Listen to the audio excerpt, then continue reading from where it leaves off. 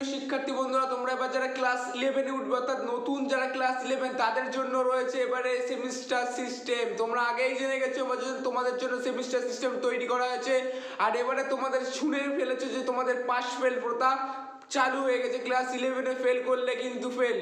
বোর্ডের তরফ থেকে কি বিজ্ঞপ্তি জারি করা হয়েছে সেটাই তোমাদের পড়ে শোনাবো এবং সেটার পুরো পুঙ্খানুপুঙ্খ আলোচনা তোমাদের সামনে তুলে ধরবো।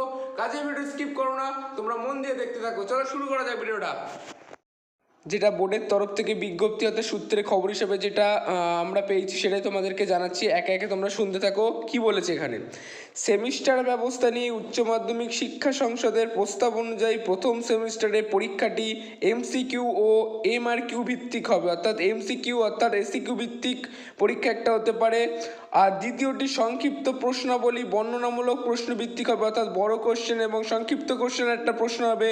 তারপরে কি বলছে, প্রথম সেমিস্টারের পরীক্ষা হবে নভেম্বর মাসে, তাহলে প্রথম সেমিস্টারের পরীক্ষা হবে নভেম্বরে।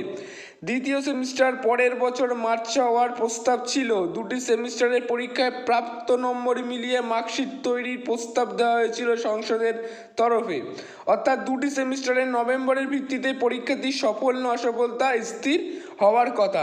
তাহলে তোমরা বুঝতেই পারছো তোমাদের এবারের জন্য পাস ফেল কিন্তু একটা প্রথা চালু হয়েই গেল। তোমাদের 11-এ পাস করতেই হবে।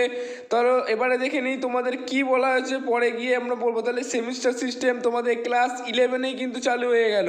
তাহলে এখানে কি তোমাদের প্রথম সেমিস্টার ওখানে পরীক্ষা হবে কবে, নভেম্বর মাসে। দ্বিতীয় সেমিস্টারের পরের বছর মার্চে হওয়ার প্রস্তাব ছিল। দুটি সেমিস্টারের পরীক্ষার নম্বরই প্রাপ্ত নম্বর তোমাদেরকে যোগ করা হবে। কাজেই তোমরা বুঝতে পারছো যে এবার তোমাদের সেমিস্টার সিস্টেম চালু হলো। যেরকম কলেজের সেমিস্টার সিস্টেম থাকে, তোমাদের এবার ক্লাস 11 আর 12-এ তোমাদের সেমিস্টার সিস্টেম চালু হয়ে গেল। তাহলে তোমরা বুঝতেই পারছো। কারোর যদি কোনো অসুবিধা থাকে আমাকে অবশ্যই কমেন্ট করে জানাও কোন জায়গায় অসুবিধা হচ্ছে। এবার চলে যাব তোমাদের কি বলছে এখানে। তোমাদের এখানে কি বলছে একবার দেখে নাও। বলেন, আমরা চাই কোনোভাবেই যেন, বা বোর্ডের তরফ থেকে বলা হচ্ছে যে আমরা চাই কোনোভাবেই যেন নয়া পদ্ধতিতে বাংলা পড়ুয়াদের মূল্যায়নের মানের ক্ষতি না হয়।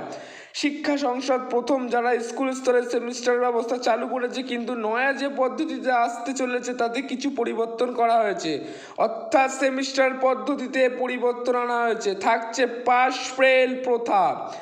তোমরা দেখে নাও, লেখাই আছে থাকছে পাস ফেল প্রথা। তাহলে পাস ফেল অর্থাৎ তোমাদেরকে পাস করতেই হবে, ফেল করলে কিন্তু ক্লাস 12-এ তুলবে না। অর্থাৎ পড়ুয়াদের 4টি সেমিস্টারে ন্যূনতম 5 নম্বর পেতে হবে। তোমাদের 4টি সেমিস্টার হবে, 4টেতেই তোমাদের মানে ন্যূনতম 5 নম্বর পেতেই হবে। কোনো একটিতে যদি না পায় তাহলে সে আর পরবর্তী সেমিস্টারে বসতে পারবে না।